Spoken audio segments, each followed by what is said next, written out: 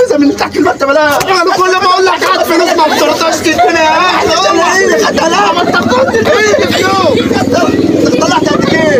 الفيزا اهو خليه بقى ملطوح في البدله. كل ما اكلمه اقول له هات جنيه يقول له اطلع بره البيت. اطلع بره البيت ما وراش حاجه.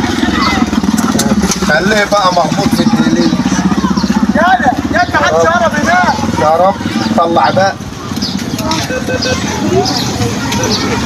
غير الرقم السرقة. طب انا اعملهاش في الراجل المنتن ده يا جدعان؟ اروح والله لا احطها تاني ولا ابوظها بس عشان لا هو لا ياخد فلوس ولا انا اخد فلوس.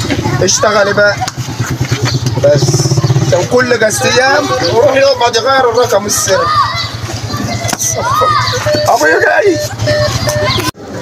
يا شباب تتشق وتتزق. خدت الفيزا من تحت المرتبه. لا انا كل ما اقول لك هات فلوس ما بترضاش تديني. يا احلى خدها. لا ما انت كنت تديني فلوس. طلعت قد ايه؟